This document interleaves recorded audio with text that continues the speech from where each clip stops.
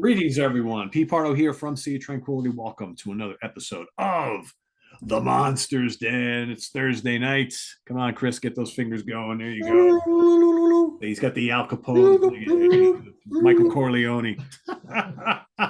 Today, we're going to talk. We talked about recently. We did an episode on some favorite films we like to watch every Halloween season. Nobody picked this one, but this is a movie that is perfect for this time of season. And if I don't watch this religiously every year, I watch it like every couple of years. And I just watched it recently again. And it's the 2007 film by Michael Dougherty called Trick or Treat. One of the great anthology films of the last however many years, right? This is kind of like a throwback. Yeah. Chris has got notes and no movie. I got nothing. No. It's in the garage somewhere, right? Yeah, well, this one I don't own. Oh, you don't own this one? Wow. I have seen this. I will keep most, but I've only seen this movie twice. Okay. Once many years ago and once 2 days ago for this episode. Same here. Gotcha. A really cool, Davy and I were talking a couple days ago, and we were kind of talking how this is a great throwback to the old like Amicus films, who did these kind of anthology films really, really well, where you have like 3 or 4 different storylines that are kind of sort of tied together in a weird way, and that's kind of what you get here. They're all of the stories are kind of held together by this cute little guy here, like this mini scarecrow dude who's called Sam. Do we really know what Sam is all about? Kind of not really, but he kind of shows up throughout the film. And Sam basically is his purpose in this film is to kind of take care of people who don't honor Thanksgiving tradition, not Thanksgiving, Halloween traditions the way they should be, the way things are supposed to be. But there's a really great cast in this film. And Brian Cox is here, Anna Paquin's here, all sorts of other people. It's got a fair amount of gore. It's got a fair amount of sex. It's very well shot, very well acted. And everybody's going to kind of talk a little bit about this film, what they like about it, what they don't like about it. Let's start with the guy who had never seen this before recently when we decided to do that. It would be Craig. So Craig, your thoughts on Trick or Treat? Yeah, I liked it. I never saw this before until I purchased it from my local Best Buy. And I liked how the stories were connected, and more so than kind of like a Creep Show, where they were all like the begin. What happened at the beginning of the movie was tied into what happened at the end of the movie with the couple coming back from the parade or whatever that they were watching. So it starts and ends with the same way. And as you said, Sam ties into all the stories as sort of the enforcer of the rules and traditions of Halloween. And if someone like in the beginning where the woman outens the jack-o'-lanterns prior to midnight, so that was the no that she committed. So I liked that. I did like the it had a sense of fun in it too. It still being serious, but the part with the segment with Dylan Baker was probably the most kind of humorous, just with how he was such a normal, unassuming looking guy. You find out he's the principal at the school, and he really isn't, and had some nice surprises with his little boy at the one scene. I didn't really see that part coming. I thought that would turn out a little slightly different, because his son was being annoying. And how the part with Brian Cox being his next door neighbor, how that tied in, and then how Dylan Baker turns up in Anna Paquin's segment, and the children from the school bus massacre turn up in Brian Cox's story. So it's nice how they interconnected and everything, and that it all happens in one night. Yeah. So So yeah, I did enjoy the movie. It was I having not seen it before, I was expecting something more in the along the lines of a creep show or something like that, where it was five distinct stories that were sort of tied together in a Halloween theme, but not the case, and that was fine. So but yeah, I did enjoy the movie for my first viewing last week. Cool. Jamie, your thoughts? It's a fun movie. I saw it. You know what? I saw it when it first came out on DVD, I guess, because I guess I was still renting DVDs from stores back in 2007. But in my memory, when you brought it up, I was like, is that a 90s movie? It seems so long ago that I saw it. But no, it's 2007. And I did not know this movie had the cult following that it got over the last 15 years. I mean, it's playing in 2 theaters tonight in Columbus, 2 different sides of town. Like, wow, this really, gathered some steam over the last few years. Every And that's horror great. shirt manufacturer is making. I was going to say, I mean, this is Jamie, the amount, if you go to like a Halloween store, the amount of trick or treat merchandise is like this year. It's right up there with like Hocus Pocus. Wow. The standards of Halloween and Friday the 13th. I mean, it's they need to do that sequel now. I hear it's in the works, right? Yeah, Sam's got his own NECA toys and stuff. Yeah. Tons of action figures, shirts. I would think when part 2 comes out, part 3 is going to be very close behind, and 4 and 5, and Sam will be your next little Chucky. What's interesting because Michael Dougherty has gone on record a few times saying it was a standalone film. I don't know if we really need to do another one, because there's been like little stops and starts along the way about whether he would do one. Then he said he wouldn't, and then like over the last, I think since COVID started, he now is all in on doing a sequel. So a long time ago, but yeah. And he's only directed 3 movies, I think. I Googled him. Godzilla, the first Godzilla reboot, and the second one, King of the Monsters. He did King the second one. Yeah. Okay, he did the second Godzilla. And Krampus, Krampus. How about that for getting that Godzilla job on hardly having a resume? Yeah, right. But it shows that these two, Trick or Treat and Krampus, both show that he's got a reverence for what's come before and knows how to turn them into what could come next. Also really shows he has a sense of humor that really doesn't show up in the Godzilla movie at all. And it's not in 2014 Godzilla, but it very much is in King of the Monsters. Yeah. Okay. I do like Dylan Baker in it, and I'm going to bring up the movie that almost got me banned from this show, from the Monsters Den. He plays a creepy dad in this movie. He also plays the creepy dad in Happiness. I love Happiness. I love Happiness. Thank you, David. Tell him that it's well done and it's not some crazy. That is a Todd Solondz masterpiece. And Philip Seymour Hoffman is one of his greatest performances. Yeah. But I keep it under comedy here. But he was great. Dylan Baker was great in Fido. If you've ever seen that, movie, it's a lot great of Canadian fun. Zombie movie. Yeah, it's a lot of fun. Conley, It's like almost like a 50s type callback movie, but it's really good. Check it out sometime. He's a great character actor. When he shows up, it's always, that guy. Yeah. I love the Brian Cox part about it.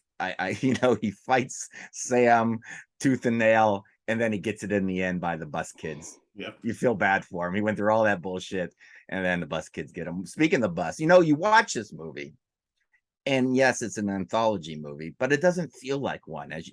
You don't even realize you're watching one because it kind of has a narrative that keeps going forward at the same time. Sometimes they all overlap. They overlap, which makes it feel like a cohesive movie. And there's one part with the bus where it's kind of like 2 stories in one story. You got the girl telling the story about what happened to the bus, and then it goes to them right away dealing with the bus. So it's really well done. It reminds me when I was watching it again the other night. It's like this. I've never been, believe it or not, I've never been to a haunted house, a haunted field, a haunted hospital, whatever you want to haunt. I've never been to one.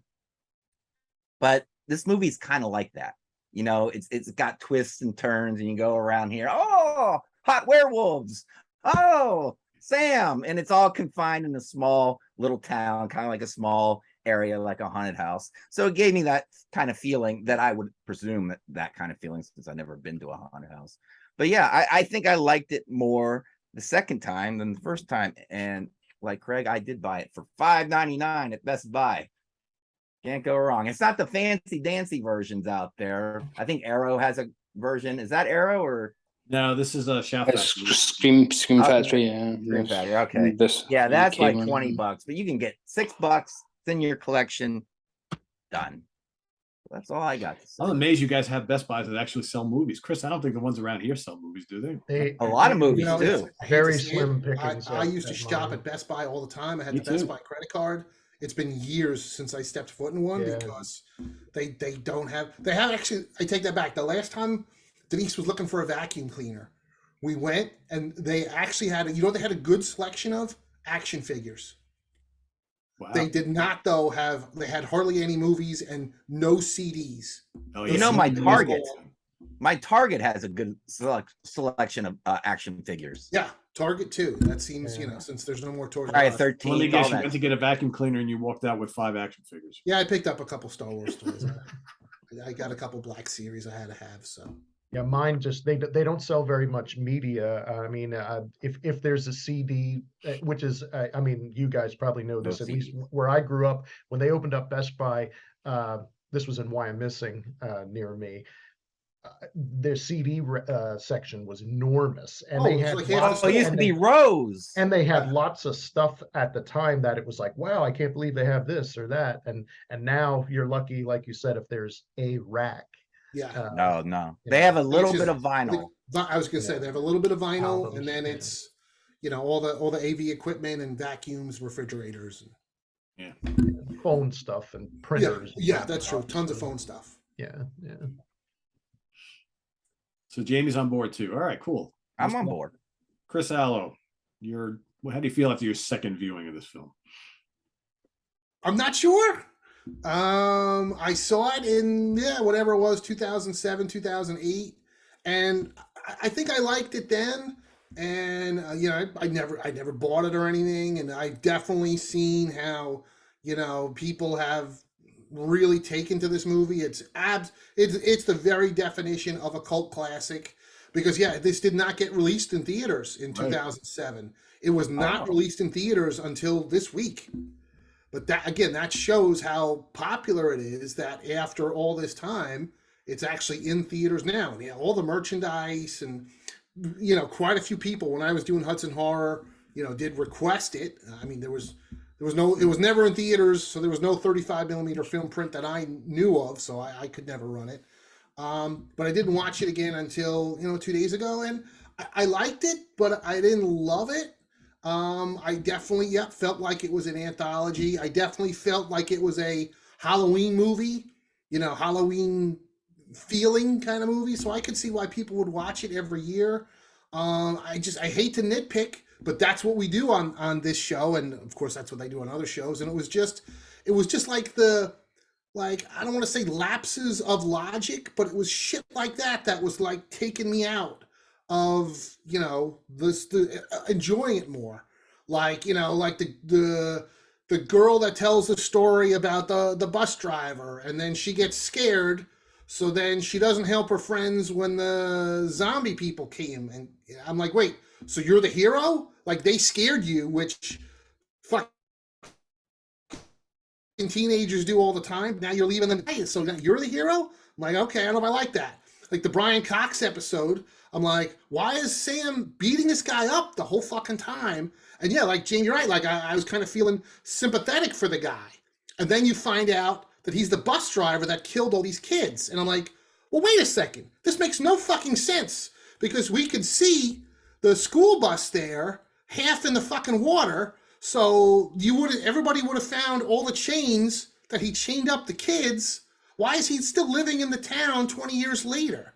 They would have the Frankenstein villagers would have chased him out with pitchforks, and you know what I mean? The little kid in the beginning, he's like yelling at his dad, aren't we gonna go to aren't we going to go to the fucking parade or whatever? He's being totally annoying. And I'm like, wait a second. I'm like, I was a fat kid who loved fucking Halloween. And all my friends loved Halloween and you trick-or-treating. Like, when you got home from trick-or-treating, you were sticking your face in fucking candy. You weren't going anywhere. And what parade starts at like 9 o'clock at night? Jamie, that was going to be my next thing. I'm like, what parade starts at 9 o'clock at night in fucking bumfuck As we Ohio? know, though, as we know from some doors that are not, this is quite a kinky little town. True. So, But then, then like even in the other story with the hot blonde, when she's like, oh, let's take all this stuff down. Halloween is over. I'm like, what are you talking about? They just showed the fucking news report. The town is going nuts. There's kids everywhere. Everybody's in these crazy costumes. So again, I hate to nitpick, but it was these little things. I'm like, I don't know. This doesn't exactly make sense. Like Anna Paquin is like, oh my God, she's got to have a boyfriend. So they're going to a party. But instead of going with her sister to the party, she wants to stay behind. And I'm like, what? I thought it was cool, spoiler, that they turned into werewolves. And it's funny because I totally forgot that part when they were like, the body stuff was moving. I was like, oh, okay. I go, and because I don't remember much of this movie from 15 years ago.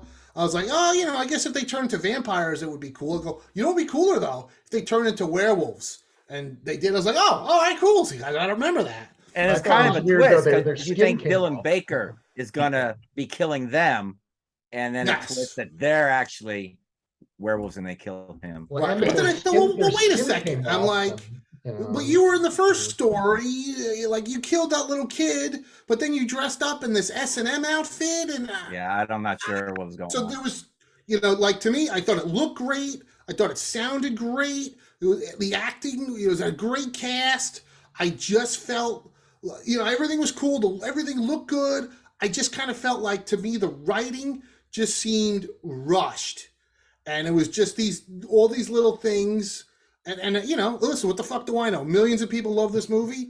But for me, I was like, after I watched it the second time, I'm like, all right, I'm good. I'm glad I didn't buy it, even for $5.99, because I don't think I'd ever watch it again. It was cool, but, would I see the second one?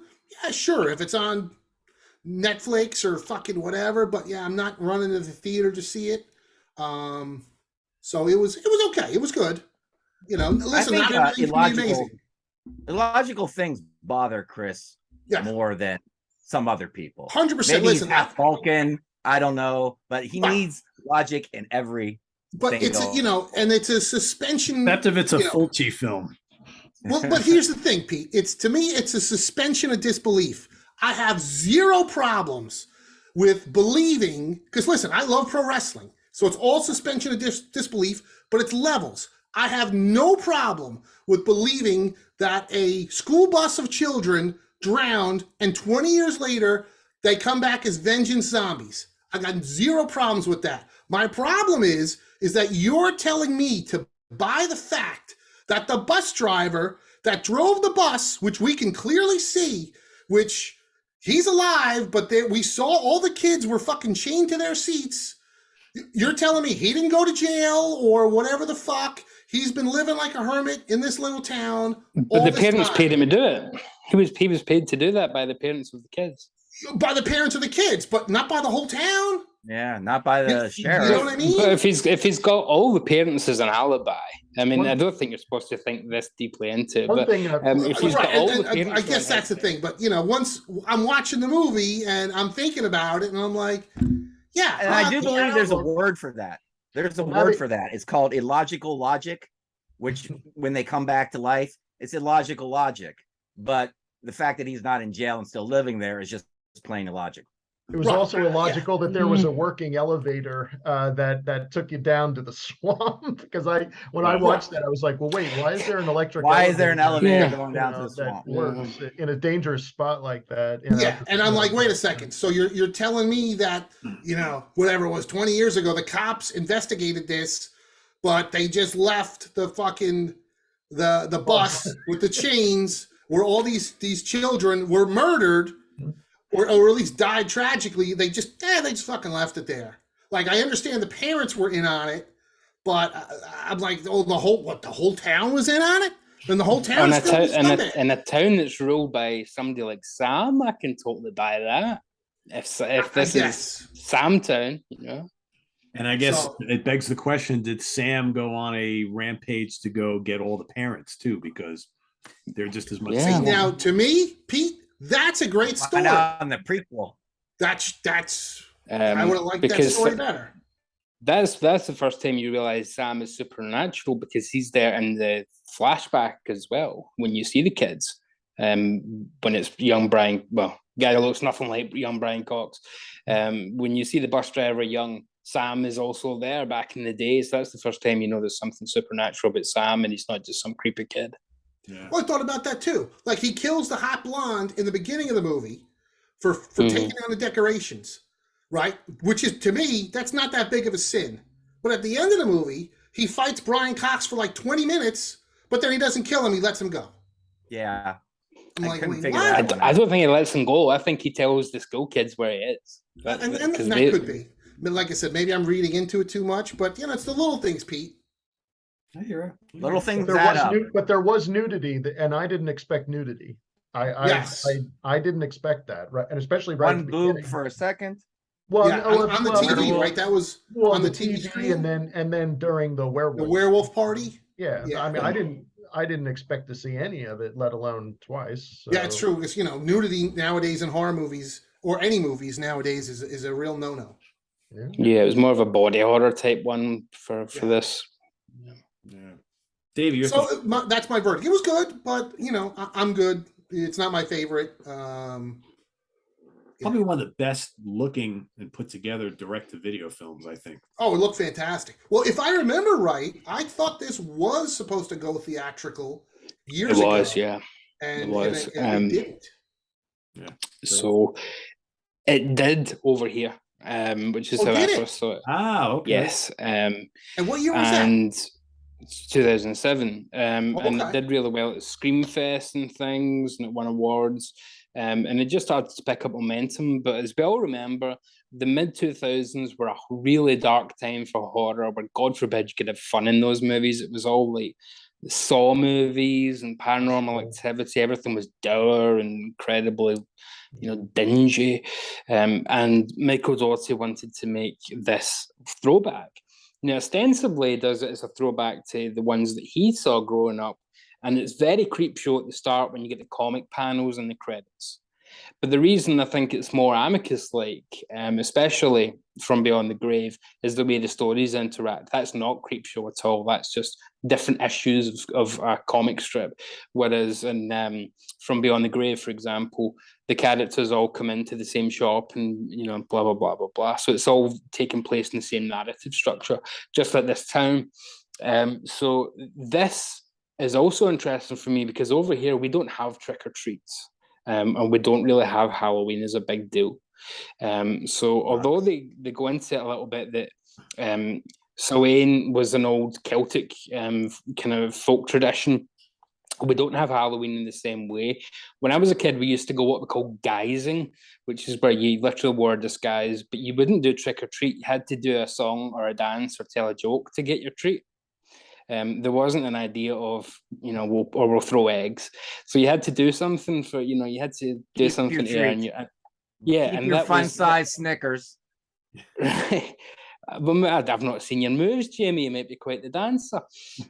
But that was guising. And then a few days later, it would be, you'd burn it. And so you'd go around with your guy and it'd be penny for the guy and you'd ask for, so different traditions.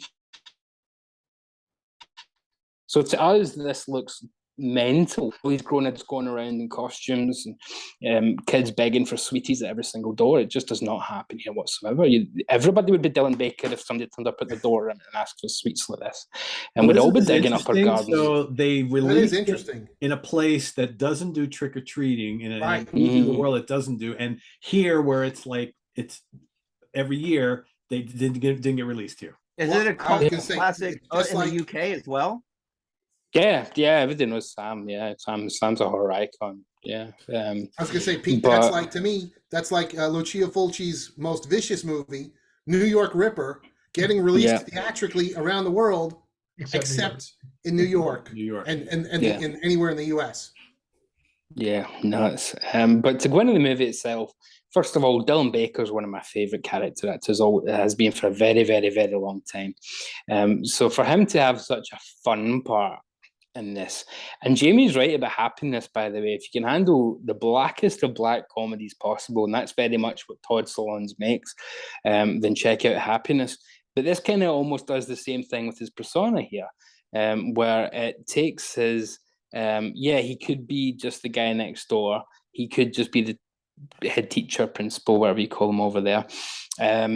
But he's also incredibly good at playing these bizarre psychopaths, where he's just got a menace to him. He did it in the Al Pacino Amazon show Hunters last year. He played a hitman, Nazi hunter. He's one of the guys that's working for the Nazis in the 70s when the Nazis are kind of on the run, the Nazis in disguise in Argentina and all that kind of shtick. But Dylan Baker gets to kind of kick us off with the kid from Bad Santa, Thurman Merman from Bad Santa, as the first rule breaker of Halloween.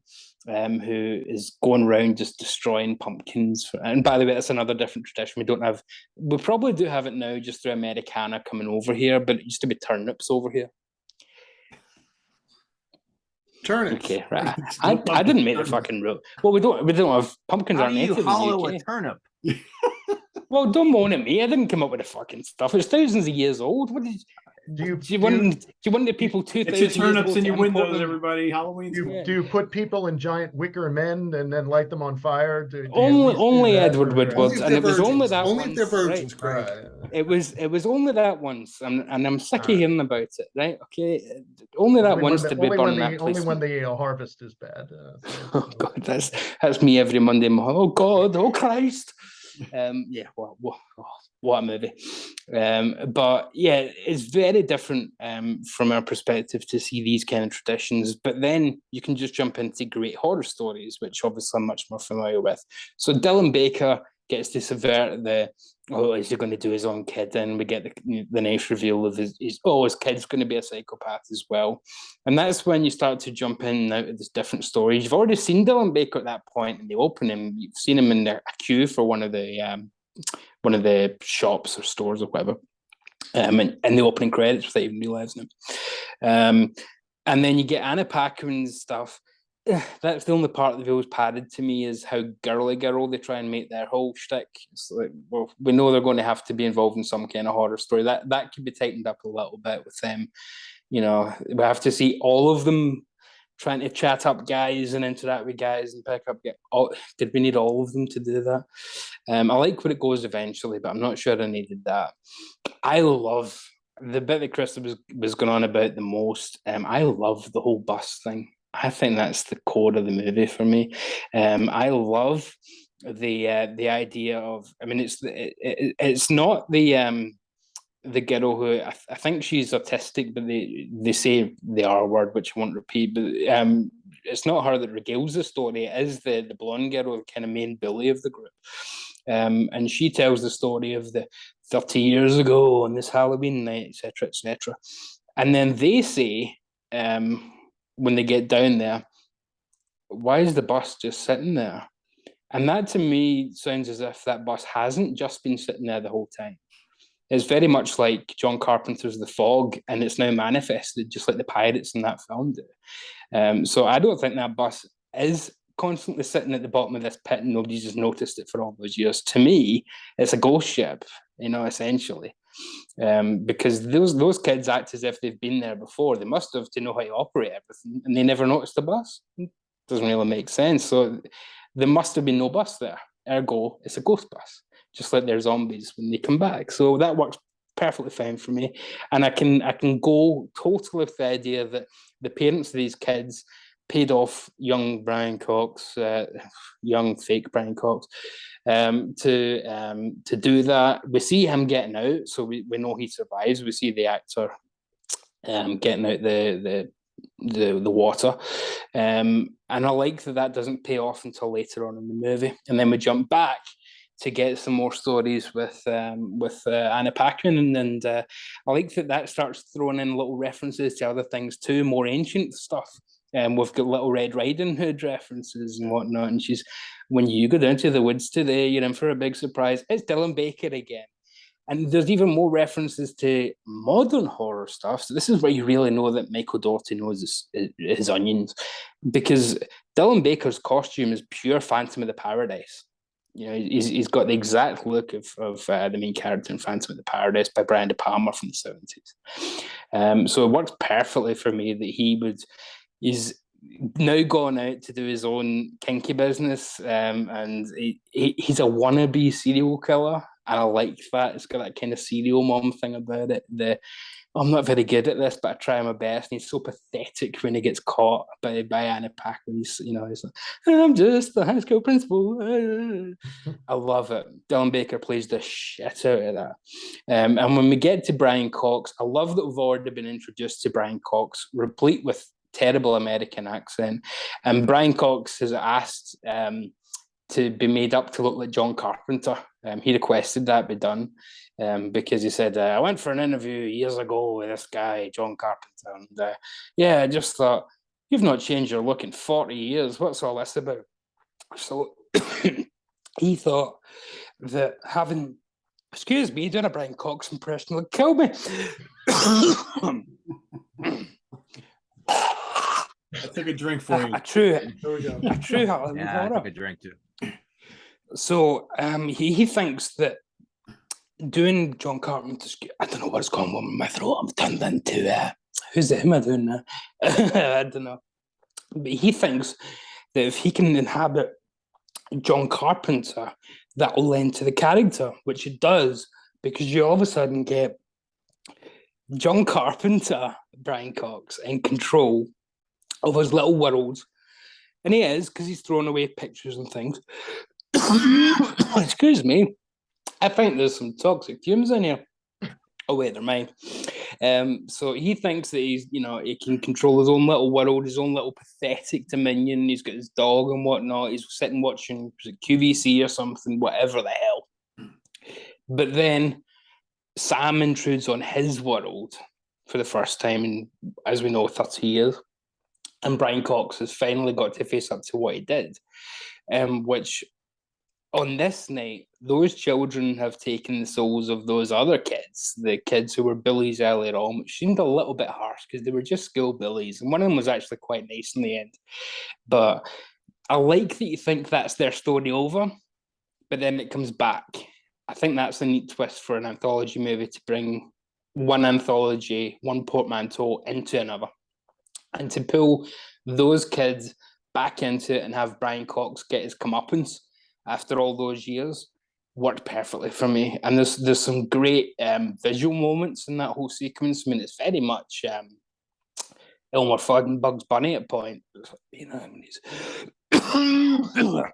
I'm just going to give up. I'm dying. Pete, get a message to my family. Tell them I hate them.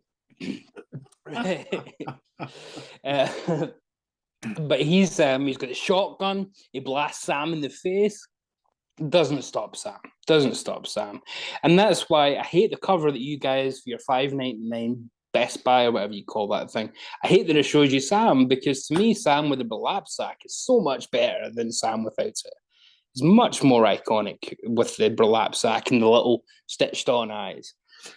For Brian Cox as a horror extra $15 for the mask. Just import this one. Yeah. Excuse me. For Brian Cox to be in this and play such a scuzzy character was fun. For Brian Cox to get his comeuppance in such an over-the-top manner was even more fun for me, because he's the one that truly deserves it. He's a real monster. He's not a wannabe monster. Like Dylan Baker just deserves a quick death here. Brian Cox has had to live with this for all those years. It almost feels like his house has turned into decay and filth and misery, because he's the Ebenezer Scrooge of Halloween. So it makes sense to me that he would be everything that Sam, who's essentially the avenging angel of Halloween, it makes sense to me that he would hate Brian Cox even more than most of the characters, because at least they're engaging in Halloween. They're breaking the rules. but at least they're engaging. He doesn't want anything to do with Halloween.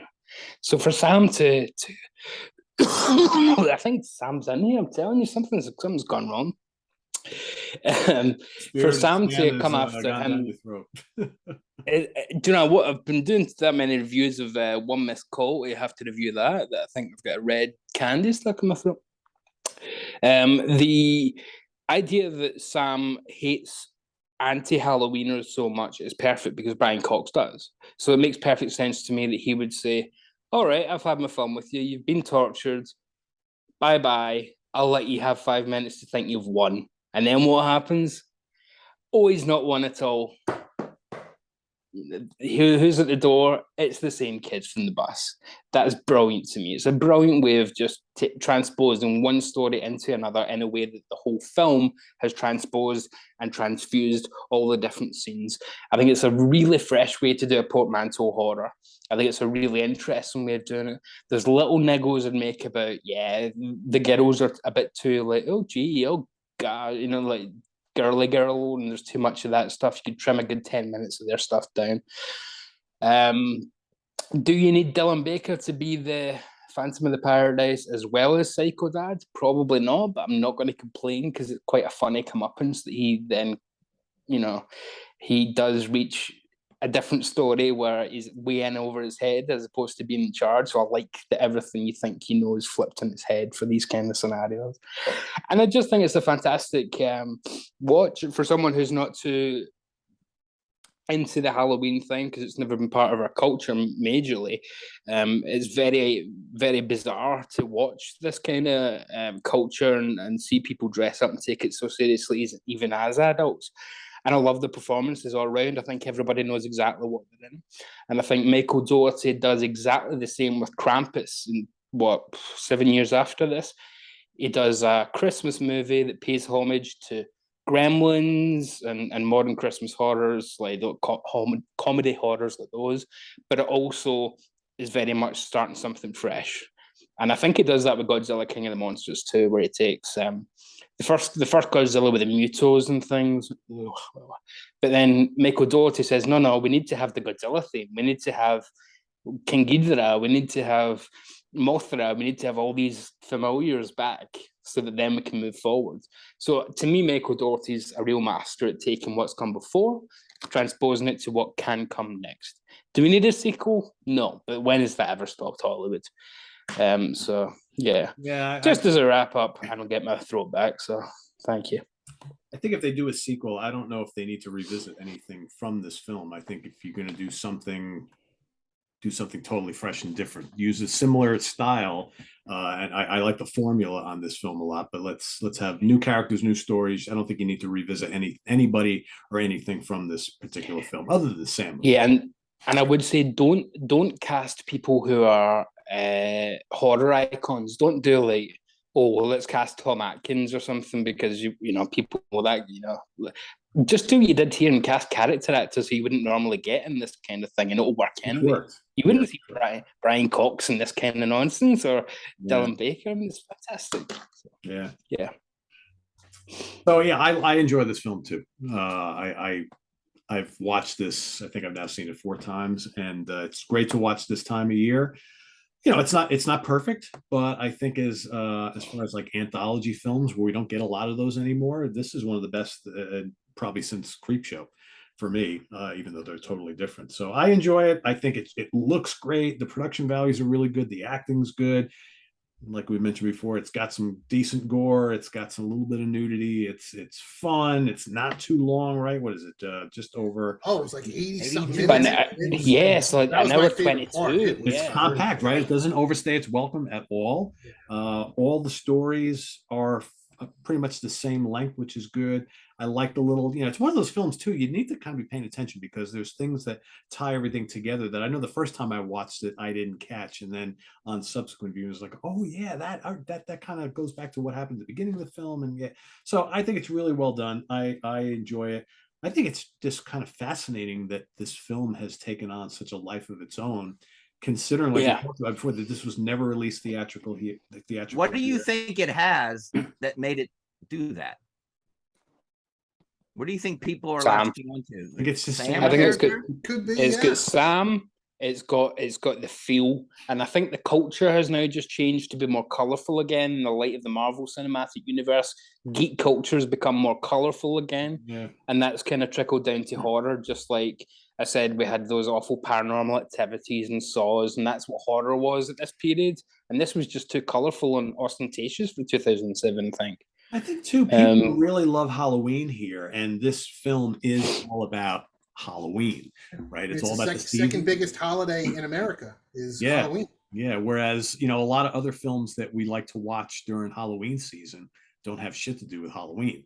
This is all about the day, right? It's this. Yeah. I mean, if you take away all the murders and all the shit going on and the werewolves, you kind of wish you were in the town with the parties going on. Looks like fun, That's right? a great point. It looks like a great place to go for Halloween. Yeah. I mean, would you rather go to Haddonfield or would you rather go here? Totally rather go there. Hey, I mean, evil dies tonight. People shag tonight because you chap on the door just to ask for a pumpkin, and there's an orgy going on behind you with the gym teacher having a peg up the backside. That'll do. I forgot about that. Yeah. So we got mostly thumbs up for this one. If you haven't seen Trick or Treat, it's a great one to watch this time of year. It's available on Blu-ray and DVD, and I don't think they've released this on 4K yet. But as Jamie and Craig showed, you can pick this up at Best Buy if you have a Best Buy for really, really cheap. I didn't. This collector's edition, I didn't pay a lot of money for either. It's relatively inexpensive. Although I wouldn't be surprised if they pulled that price because it's so close to Halloween. Because I could have sworn it was $5.99 on Amazon like a week ago, so I was going to buy it. And then I looked it up, and that $5.99 price was gone. Now it was like $15.99, and then there was the Shout Factory or Scream Factory that was 20-something bucks. I'm like, I'm not paying that much because I don't know if I'm going to like it that much. Well, so I rented it off Amazon, the streaming for. It was $1.99. All the other places other than Best Buy had it for maybe $16, $17. So for whatever reason, Best Buy had it by me for $7. And so and I remember too, it used to be on Shudder all the time, and so it's off there. So I wouldn't be surprised whoever owns the rights, which I guess is Warner Brothers, is like, hey, now's the time to make a few extra bucks off of. It was just on AMC last night, I believe. Was it? Oh, really? Okay. Oh, in the theater. Yeah. No. I mean, AMC. On the cable. Network. On gotcha. They showed it last night. And you can kind of believe this is the sort of film as well, a bit like when It's a Wonderful Life was such a flop, it went into the public domain, and it just got shown so many times on TV. People assumed it was a classic and forgot that it ever flopped in the first place. A Christmas Story, I saw in the theater, but not a lot of people saw it in the theater in 1983. Exactly. So, and they have those marathons, so it just kind of goes into people's minds that it must have done well at the time. So I think that might happen with this, where probably Warner's didn't ask for a lot to show on broadcast and things, and they, we'll just show that quite a lot at Halloween, and then a generation grows up with it and starts to. Sam's an easy costume to do. You can do a nice Sam costume, nice and affordably. It's not a terribly difficult one. So I think there's a lot going for it in terms of why it's caught on and caught the pop culture. Which begs the question. After all that, which begs the question: why haven't they given this a limited run in theaters here? This year, last year, next. It definitely does seem, Pete, like in the last, the last couple of years, it seems like more and more, older horror movies are getting these limited theatrical runs. I mean, you mentioned Halloween, the John Carpenter's Halloween. I just saw that the other day. I was shocked to see it was playing in a theater by my house tonight. There's more and more of these Fathom events. Like the John Carpenter's thing, like one of the highest grossing movies of the weekend when they did a 40th anniversary screening. So it does seem like, for whatever reason, that this is becoming more popular of, rescreening older movies, and people, again, which I think is a good thing, are feeling the need to, well, I've seen this movie at home a bunch, but to see it projected on the big screen, which, let's not forget, is the way these movies were meant to be seen. Let me go see that, because that's what I would think. Because they probably said for years, oh, I was too young or I wasn't born yet. I wish I could have seen it in the theater. Perfect and then example. boom, here's your chance. Like, I'm yeah. going. I just heard that Poltergeist is back in theaters either this Yeah. week or next week.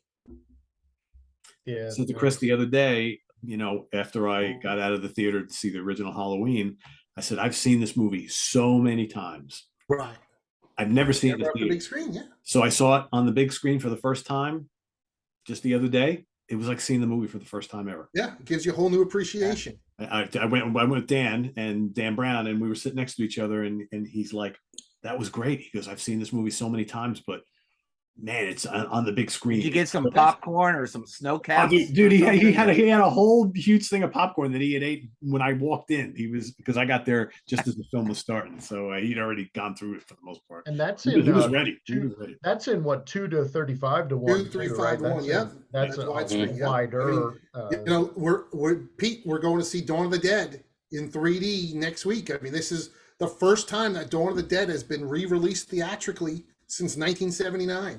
That's great. It's a limited run. Wow. It's still Yeah. back in theaters for the first time since 1979. And ironically, in 1979, it was unrated. So you had to be, you know, over 17. You couldn't see it even with a parent if you were under 17. And it doesn't seem like there's any rating on this re-release version. Yeah, so bring the kids. Yeah. Yeah. But, you know, listen, kids today are so more sophisticated. Look at the gore yeah. in Walking Dead.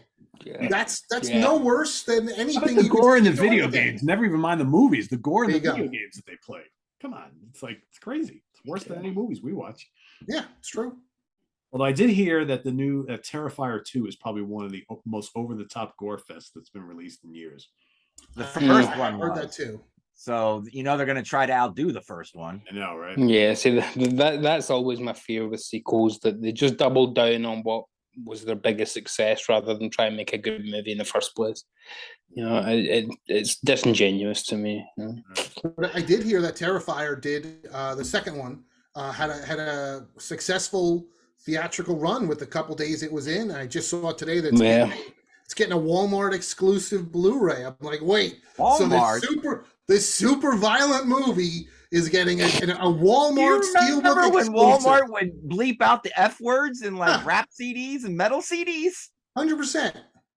But they figure they're going to make some money off it. So, No doubt. and how Well, long, you know how what long it are they is going to too? wait to do that? Are they going to do it like 2 months from now? Or just Well, you know what it is after too, Christmas?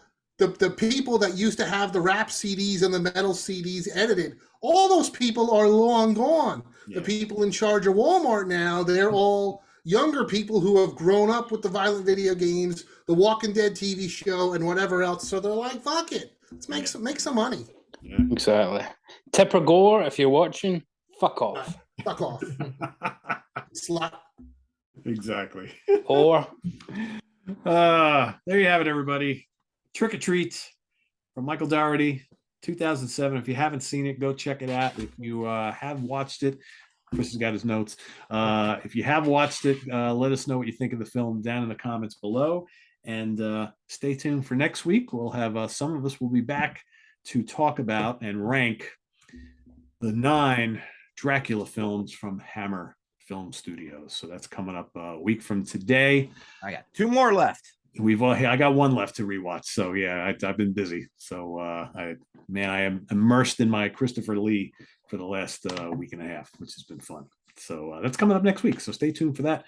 Visit us on the web at www.seatranquility.org. We're on Facebook. We're on YouTube. All together. All the damn damn time. That's right. For Davy Gallagher, Craig Kaminski, Chris Laszlo, and Jamie Laszlo, I am Pete Pardo. See you next week on the Monster Stand. See you tomorrow morning at the Funhouse with Martin Popoff. Take care, everybody. Bye-bye.